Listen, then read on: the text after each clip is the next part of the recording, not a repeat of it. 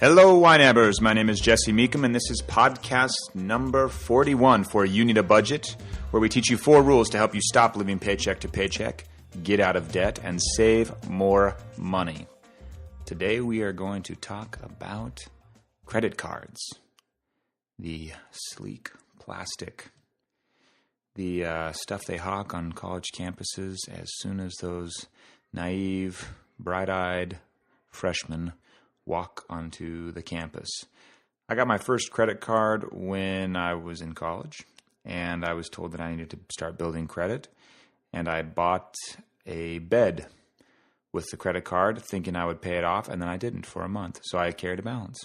Freaked me out, and didn't do that again until we were building YNAB 3, and I was kind of putting it all on the line. And I would not do that again.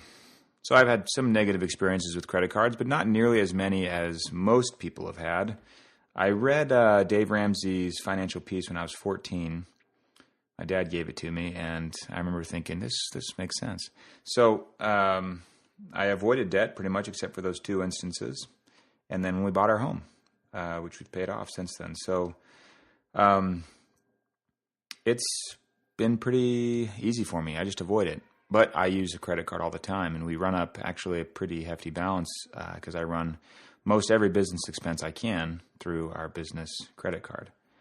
And if you carry any debt at all, if you carry, if you have student loan debt, if you have credit card debt, if you have car debt, any debt except your house, I don't think you should use a credit card. I think you should just say no to every form of debt. I don't care about the advantages at this point. Just get out of debt, pay off the cars. If you're a doctor and you have mountains of student loan debt, maybe there's an exception somewhere in there, but I don't want to think about it or make some kind of a rule about it. So I would just avoid it. Just focus on getting out of debt and go from there. But when you feel like you're operating with YNAB, you're following the 4 rules, you've got your buffer in place, you're giving every dollar a job, you're saving up for those larger, less frequent expenses, turning them into monthly expenses. You're paying off your credit card with, every month as it rolls around, you just pay the whole thing off in full. There are some advantages, and I've done both. I've experimented significantly. When we first got married and I carried that balance for a little bit, I still kept using the card. I was just much more cautious.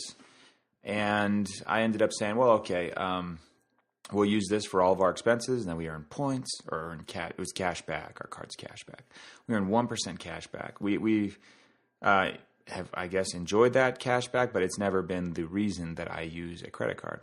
And with the business credit card, it's the same thing. We earn points on this one. And the points are actually significant enough just because of the spend that the business has to do just keep things profitable and running, that the points, we start to be able to say, well, we could fly places and fly to Europe and stuff like that we wouldn't normally do, or we wouldn't normally spend the money on it, at least, even if we could. So there are some advantages there, but that is not the advantage that I would talk about. So when you're budgeting with a credit card that you pay off in full, you just record the spending as if you would spend it right out of your budget, because you have. And then when you pay off that card, you transfer money from your checking account to your credit card account. They're both on budget, so there's no category necessary. And you're just moving money inside the budget. You're just moving it from one spot to another, so no categories necessary for that transfer. And if you want to see more about that, you can see it at ynab.com/support. We go about credit cards in all sorts of detail.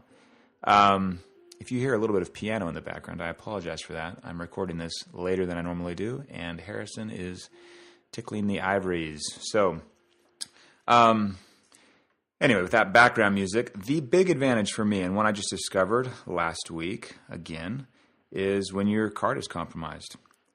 I've done the debit card thing where I just said, no, I'm just going to simplify. One account in YNAB. And we did that for a few years. Just ran a checking account, and it was fine. It was simple. But I started kind of freaking out because I had taken our car savings account, I'd put it in our checking account. I had taken our emergency fund account, and I'd put it in our checking account. So we had a fairly significant checking account balance.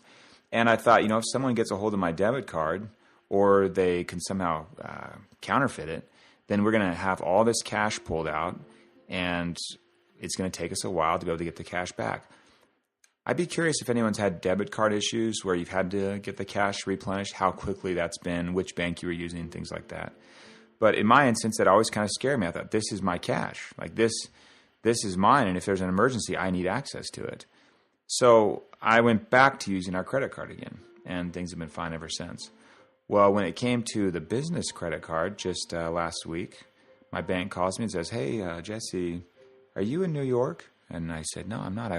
I wish I were. But she said, but you're not. I said, no. And she said, well, you bought a lunch at Chipotle in Sandy, Utah. And I said, yeah, I did. And then later on that day in New York, your card was charged at Fast Liquor. I'm not much of a drinker, and by that I mean I've never taken a drink in my life. So I thought, that doesn't sound like me. And then you went to McDonald's. And I said, well, I also try not to eat at McDonald's. So she's like, and then you went to Rite Aid in New York? I said, no, that wasn't me either. So we went through a lot of those transactions, and someone was just having a grand old time, Big Macs and liquor, and then maybe headache medicine from Rite Aid. I'm not sure. But it was cleared up. And a few days later, I saw the charges all reversed on the card, and my cash flow never felt it in the slightest. And it had been going on for about a week without me knowing it. I mean, I don't stay totally on top of those transactions in the business card until I do the reconciling at the end of the month. That is the advantage for me of using a credit card. So when you can do it responsibly, where you're following the rules, where you're sticking with the budget, they are worth it, in my opinion. Until next time, follow YNAB's 4 rules and you will win financially. You have not budgeted like this.